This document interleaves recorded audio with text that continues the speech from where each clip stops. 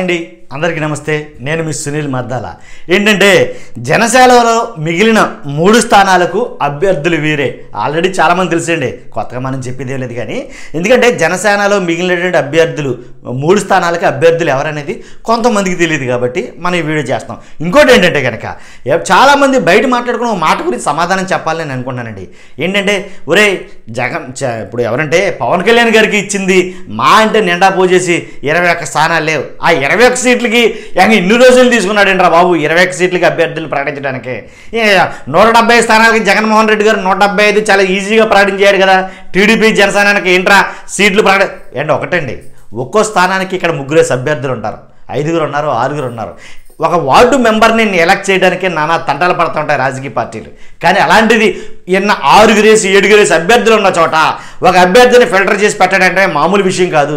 మిగిలిన వాళ్ళు ఇబ్బంది పడకూడదు, మిగిలిన వాళ్ళు నిరాశ చెందకూడదు, మిగిలిన వాళ్ళు ఇబ్బంది పడకుండా ఉండాలి. కాబట్టి అలాంటి వాళ్ళని ప్రజలకు ఉపయోగపడే అభ్యర్థిని సెలెక్ట్ చేయాలి. కాబట్టి కొంచెం లేట్ ఉండొచ్చు. దాన్ని కూడా మనం మరీ బోతతో పెట్టి చూడటం కరెక్ట్ కాదని నా అభిప్రాయం. వీడియోలోకి వెళ్దాం. ఏంటంటే కనుక అసలు జనసేనలో మిగిలిన 3 స్థానాలకు అభ్యర్థులు వీళ్ళే అని నేను ఎందుకు చెప్తున్నానంటే కనుక వీళ్ళే అని ఎందుకు చెప్తున్నానంటే కనుక 100% ఆ ఉత్సుకత జనాల్లో ఉంది ఎవరని. కాబట్టి మన అభిప్రాయం మేరకు మనకున్న నాలెడ్జ్ బట్టి ఆ 3 ఎవరైనా చెప్పబోతాం. వెళ్ళే ముందు వీడియోలోకి నాది ఒక చిన్న రిక్వెస్ట్ ఉంది. లైక్ చేయండి, మన ఛానల్ సబ్స్క్రైబ్ చేయండి, కొత్త వాళ్ళకి మరీ సబ్స్క్రైబ్ చేయించండి. ఎందుకంటే కనుక షేర్ చేయండి, మర్చిపోవద్దు. మీ అమూల్యమైన అభిప్రాయం ఏదైనా సరే నేను సదా దాన్ని గౌరవిస్తాను. కామెంట్ తెలియజేయండి, నేను దానికి బదులిస్తాను. అలాగే మనం మాట్లాడుకోబోయే ఈ వీడియోలో అంటే ఆల్రెడీ జనసేన 21కి గాను మ్యాక్సిమం 18 సీట్లు కరాఖండిగా తేల్చేసింది ఎవరు అభ్యర్థులు అనేది. ఇంకా 3 అభ్యర్థుల విషయంలో ఎందుకు మల్లగొల్లలు పడుతుంది, ఎందుకని ఈ 3 అభ్యర్థుల్ని జనసేన తేల్చలేకపోతుంది, జనసేన అధినాయకుడు పవన్ కళ్యాణ్ గారు ఎందుకని తలపట్టుకున్నారంటే కనుక ఈ 3 స్థానాలు చాలా క్రూషియల్ ప్లేసెస్ అని అయితే అంటారండి. ఎందుకంటే చాలా ఒక రకంగా ఆలోచించాల్సిన ప్లేసెస్ అనమాట.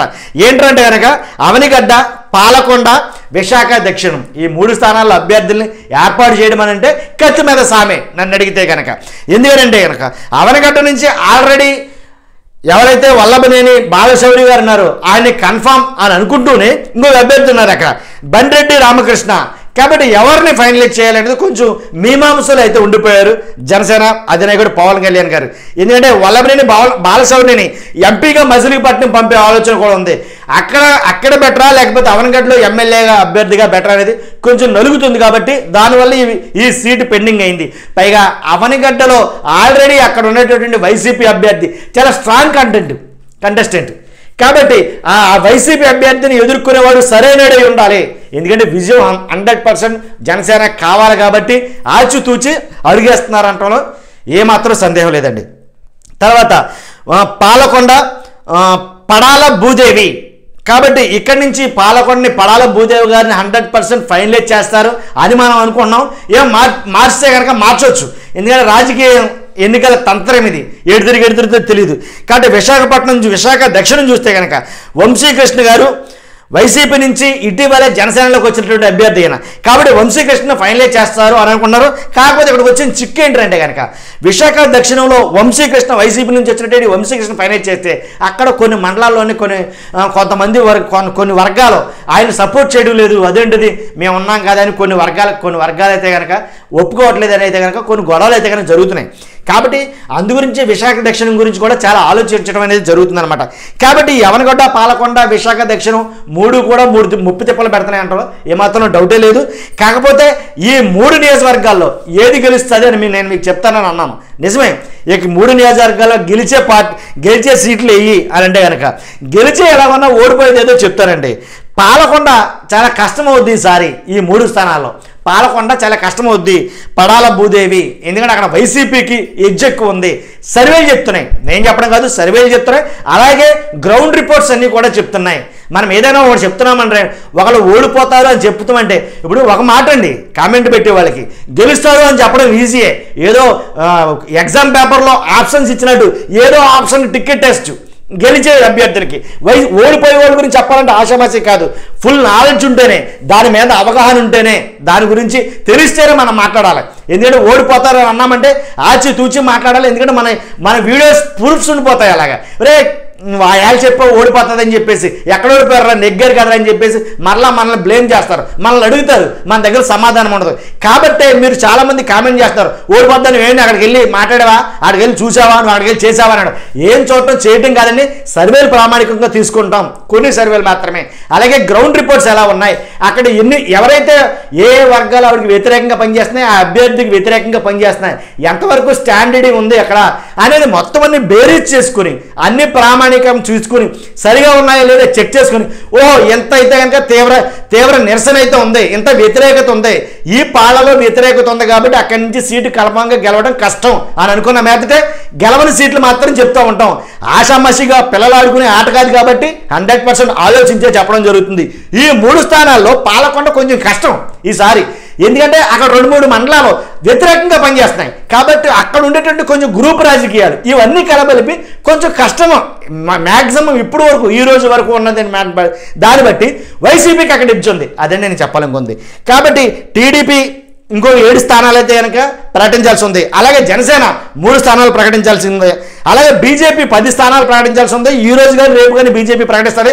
పొత్తులో వచ్చిన తలనొప్పి ఏంటంటే కనుక బీజేపీ ఈ స్థానాలు ప్రకటించకపోవడం వల్ల ఎవరు ఎక్కడ ఏ ప్లేస్మెంట్స్ వస్తాయో అనేది జనాల్లో ఒక టెన్షన్ వాతావరణం నెలకొందంటూ ఏమాత్రం సందేహం లేదు నా అంచనా ప్రకారం.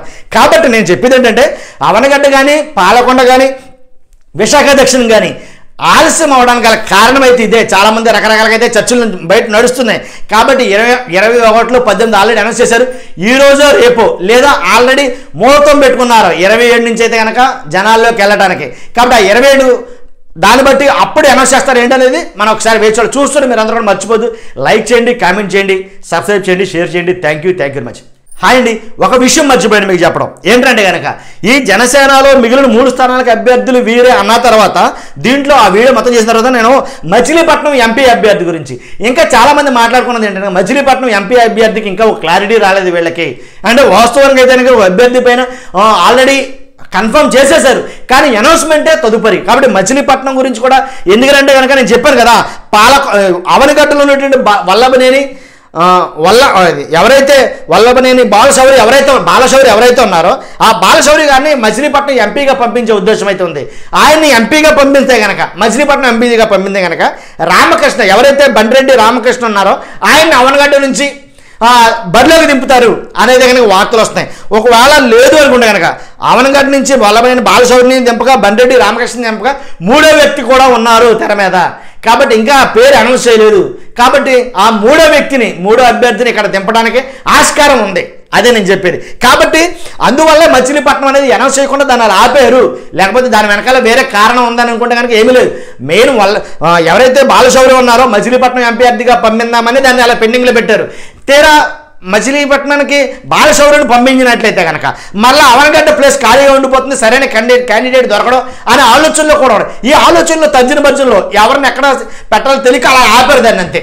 అంతకుమించి అయితే కనుక బలమైన కారణాలంటూ ఏమీ లేవు. కానీ నాకు తెలిసి మోస్ట్లీ ఈరోజు రేపటిలో కల్లా ఏంటి ఎక్కడి నుంచి ఎవరనేది మచిలీపట్నం నుంచి ఎంపీ ఎవరో, అవనగడ్డ నుంచి ఎమ్మెల్యే, పాలకొండ నుంచి ఎవరో, విశాఖ దక్షిణ నుంచి ఎవరనేది చాలా క్లియర్గా క్లారిటీగా తెలిసే విషయం అయితే ఉంది, అదే నేను చెప్పేది.